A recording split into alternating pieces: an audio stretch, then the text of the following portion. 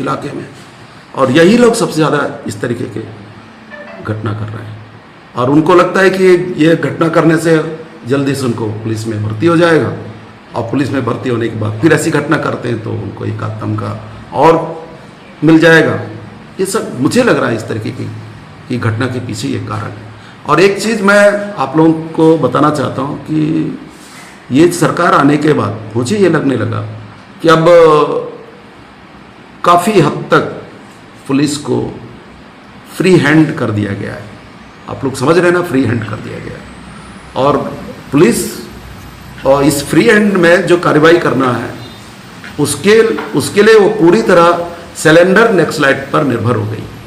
और cylinder naxalite जो हैं वो लोग अगर दिन को रात बोलेंगे तो पुलिस रात ही बोलेगी, सफ़ेद को काला बोलेंगे तो काला बोलेंगे वो लोग तो पुलिस काला ही मानेगी। इस तरीके की स्थितियाँ हैं। और ये पुलिस पूरी तरह सिलेंडर नक्सलाइटों पर आश्रित होकर के ये सब कार्रवाइयाँ कर रही है।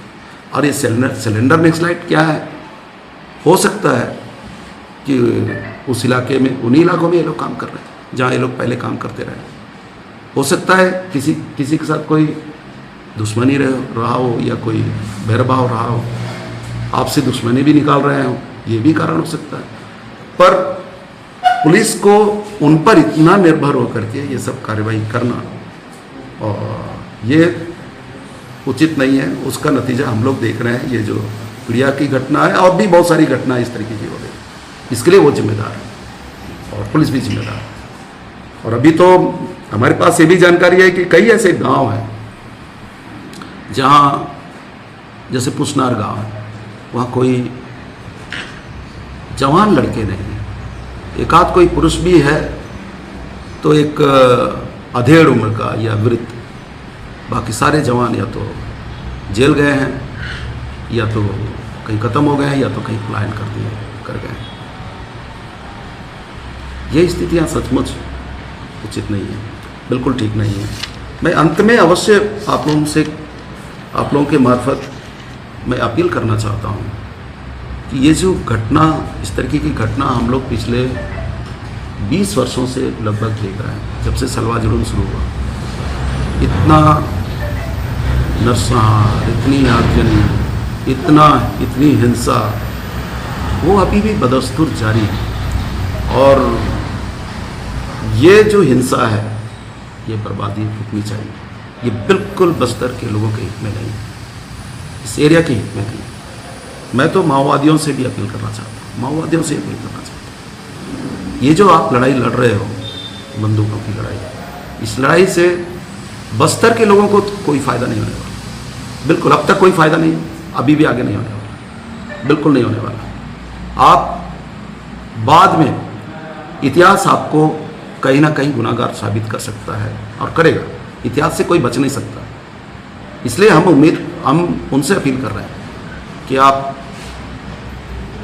बंदूक छोड़िए और मैदानी लड़ाई लड़िए, जनतांत्रिक लड़ाई लड़िए। हम लोग जैसे लड़ रहे हैं, क्या इस लड़ाई में हम लोग कामयाब नहीं हुए? देश का किसान आंदोलन जो देश के अंदर, ठीक है, 700 किसान मारे गए दिल्ली के अगल बगल के धरनों में, पर कामयाब तो हुए।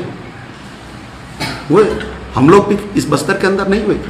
सलवा जुलूम को रोक पाए, बंद करवाए, टाटा हिसार को हम लोग ने भगाया। तो ये जनता का एकजुट होकर के जो प्रजातांत्रिक आंदोलन है, जनवादी आंदोलन है, इससे भी लड़ाई जीता जा सकता है। इसलिए हम उनसे अपील कर रहे हैं कि ये लड़ाई बस्तर के हित में नहीं है। अब तक बहुत नुकसान हो गया, बहुत नुकसान हो गया, अब और ना नुकसान हो। ये बीजापुर के प्रेस के साथियों से बहुत मधुर संबंध रहे हैं, अभी भी हैं। अब सब लोगों को मालूम है कि हम लोग पीड़िया गांव से लौट कर आए हैं और पीड़िया में जो घटना हुई है 10 मई को, उस घटना के संबंध में जितनी जानकारियां आप लोगों के मार्फत हम लोगों को मिल रही थी, मीडिया में भी, सोशल मीडिया में भी, और उसको लेकर हमें भी लगा कि कहीं ना कहीं ये घटना में कोई गलती हो गई है और और इसको देखने जाना चाहिए। तो हम लोग कल पीड़िया तक गए, आज वहाँ एक रात रुक कर आए, लोगों से मिले और मैं आप लोगों को बताना चाहता हूँ कि वहाँ हालांकि पीड़िया में आसपास के गांव के लोग इकट्ठे हैं, करीब 1001 लोग होंगे। कल इतना वर्ग के लोग नहीं आए हुए थे, पर बाकी पीड़िया गांव के सभी पारा के लोग थे। और पीड़िया के करीब पीड़िया के 4 लोग मारे गए हैं, ये पुलिस का कहना है। घायल लोग तो हैं काफ़ी लोग, बाकी जो लोग जो ख़त्म हो गए हैं वो इतावर के हैं, पालनार के हैं और एक गांव के। तो ये आप लोगों के पास सारे रिकॉर्ड है, हमें अलग से इसको बताने की आवश्यकता नहीं है। लेकिन मैं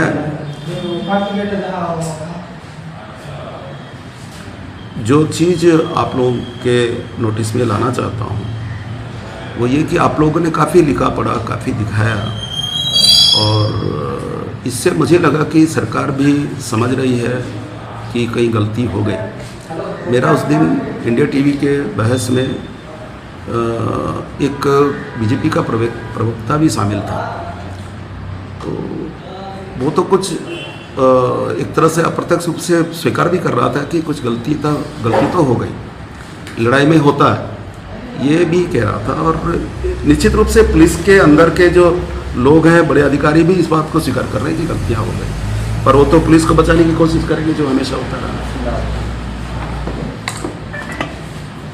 मैं आप लोगों को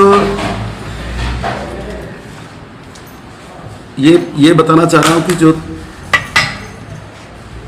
पहले भी बता चुका हूं कि इतावर थे, उनसे हम अलग से पूछताछ नहीं कर पाए। लेकिन ये एक तेंदुपत्ता तोड़ने का सीजन है, तेंदुपत्ता तोड़ रहे थे लोग और चारों तरफ से फोर्स के लोग घेर लिए और फिर चूंकि उनको देख करके उन इलाकों में लोग अमूमन भागते हैं, वैसे भागना नहीं चाहिए, हम लोग ये बात कह कर आए, समझा करके आए।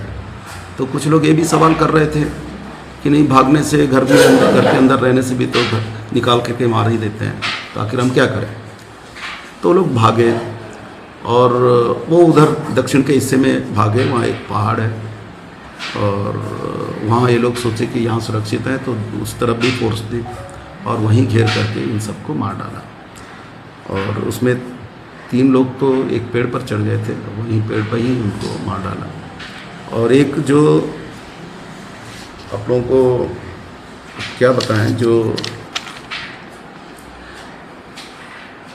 अवलम छन्नू बोल के एक व्यक्ति जिसकी हत्या हुई है, वो कोंदा, मतलब बोल नहीं सकता, किसको बोलते हैं, क्या बोलते हैं उसको, गूंगा। अब तो गूंगा आदमी बहरा भी होता है, सुन भी नहीं सकता, देखता भर है। पर ये बात सच है कि उनके 6 बच्चे भी हैं। अब पुलिस जो भी कहानी बनाए, पर घटना तो पूरी तरह फर्जी है। हम लोगों ने एक रिटायर्ड जज से इसकी जांच कराने की मांग की है। उस दिन भी इंडिया न्यूज़ के चैनल में भी मैंने ये बात कहा कि निष्पक्ष जांच होनी चाहिए और न्यायिक जांच होनी चाहिए। और जुडिशियल इंक्वायरी, मजिस्ट्रेट इंक्वायरी तो होता रहता है, हर घटना पे होता है और यहाँ पे भी होगा, और उस जांच का कोई अर्थ भी नहीं है। तो ये हम लोगों ने मांगा। और कोई बात हो तो आप लोग अवश्य बताइए। लेकिन एक लड़का है अवलम मोटू, जिसको गोली लगी है, वो मुश्किल से 15-16 साल का लड़का होगा, 3 गोलियां उसकी जान पे, और वो उसको डर है कि मैं अगर अस्पताल में इलाज करने के लिए जाऊंगा तो पुलिस हमको अरेस्ट कर लेगी, जेल भेज देगी। हमने उनको बहुत समझाया कि नहीं, हॉस्पिटल जाओ, पहले ज़िंदा रहोगे तब तो, अब जिंदा ही नहीं रहोगे तो आप मर जाओगे, इसका मतलब क्या हो। पर आप जाइए, हम लोग कोशिश करेंगे कि आपके ऊपर कोई केस ना हो। तो अब देखिए, अब यहाँ के विधायक भी आ रहे हैं, तो हम उनसे भी कहेंगे कि आप उनको लेके आ जाइए, एक ज़िंदगी का सवाल है। और बहुत सारी महिलाएं भी हम लोगों से शिकायत किया कि जब ये लोग विरोध कर रहे थे कि हमारे आदमी को आखिर क्यों मारे, किनको मार करके ये लाश लेके जा रहे हो, तो उनको भी पकड़ के बहुत पीटा, बहुत मारा।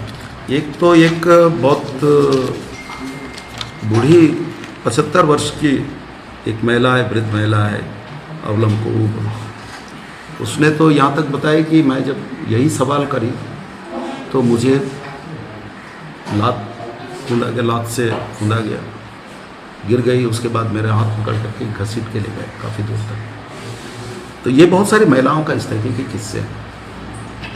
तो ये जो वाकया है वो बहुत दिल दहलाने वाला है, और आप सब लोग पहले भी इस तरीके की घटनाओं का आप लोग कवर करते रहे हैं, पर हम ये चाहते हैं कि ठीक है, बंदूक वालों से लड़ाई हो वो समझ में आता है, लेकिन जिनके पास ऐसा कोई हार्म्स नहीं है उनको मार डालने का कोई औचित्य नहीं, कोई मतलब नहीं है।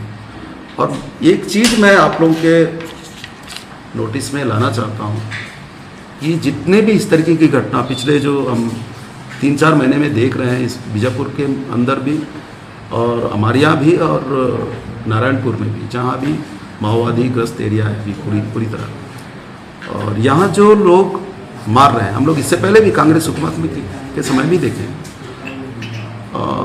जिन लोग सबसे ज़्यादा मार रहे हैं गांव वालों को, इस तरह के निहत्थे लोगों को, वो लोग कौन हैं आप लोग भी समझ रहे होंगे।